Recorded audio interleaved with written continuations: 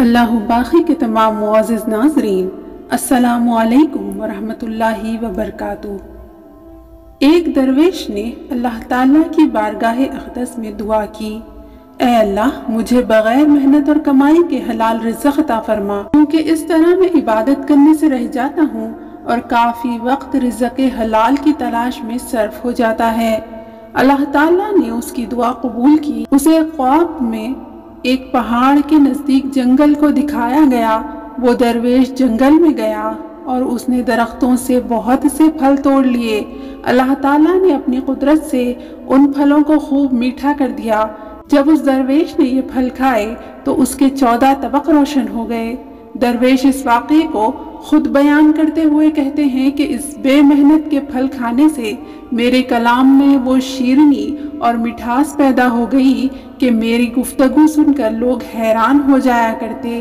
اس کے بعد پھر میں نے اللہ تعالیٰ سے دعا کی، اے پروردگار مجھے وہ انعام عطا فرما جو سب سے پوشیدہ ہو۔ اللہ تعالیٰ نے میری اس دعا کو بھی قبول کیا اور میری قوت گویائی جاتی رہی۔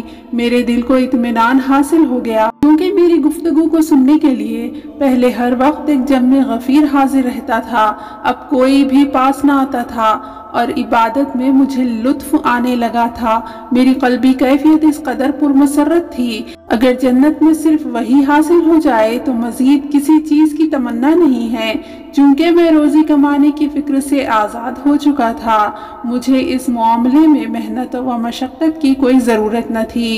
جن دنوں میں کمائی کے لیے محنت کیا کرتا تھا ان دنوں کا بچا ہوا 1 درہم میرے پاس موجود تھا، جس کو میں نے اپنی آستین میں سی رکھا تھا۔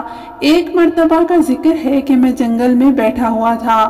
میں نے ایک درویش کو دیکھا جو جنگل سے لکڑیاں کاٹ کر بوجھ اٹھائے تھکا ہارا چلا آ رہا تھا۔ میرے دل میں خیال آیا کہ میں تو اب روزی کمانے کی فکر سے آزاد ہو چکا ہوں۔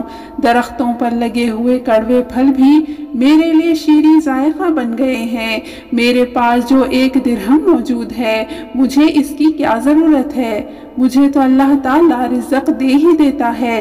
اگر میں اس لکڑہارے کو یہ 1 درہم دے دوں تو لکڑہارا 2-3 دن کے لیے اپنی خوراک کے غم سے آزاد ہو جائے گا اور میرے اس 1 درہم سے 2-3 دن اپنا کام چلا لے گا۔ وہ لکڑہارا روشن ضمیر تھا، اللہ تعالیٰ کا اس پر خاص کرم تھا۔ اس نے کشف سے میرے دل کی بات جان لی۔ میرے دل کی کوئی بھی بات اس سے چھپی نہ رہی اور وہ غصے میں میرے قریب آ کر بڑبڑایا۔ میں اس کی بات کو سمجھ نہ سکا، مگر اس کے غصے کا اثر میرے دل پر ظاہر ضرور ہوا۔ وہ کہہ رہا تھا، اے احمق، تو شاہوں کے بارے میں ایسا سوچتا ہے؟ اگر تجھے وہ رزق نہ دے تجھے رزق کیسے ملے؟ اس بزرگ نے لکڑیوں کا گٹھا زمین پر رکھا اور شیر کی طرح تیزی سے میری طرف آیا۔ اس کا جلال دیکھ کر مجھ پر ہیبت طاری ہو گئی۔ اس نے کہا، اے اللہ، اگر تیرے وہ بندے جو تیری بارگاہ میں مقرب ہیں اور جن کی دعا قبولیت کا درجہ رکھتی ہے تو میں ان کے وسیلے سے تیری وہ مہربانی چاہتا ہوں جس سے یہ سب لکڑیاں سونے کی بن جائیں۔ ابھی اس لکڑہارے نے یہ دعا مانگی ہی تھی کہ وہ سب لکڑیاں سونے کی ہو گئی۔ یہ دیکھ کر مجھ پر اور بھی ہیبت طاری ہو گئی اور مجھے کچھ ہوش نہ رہا۔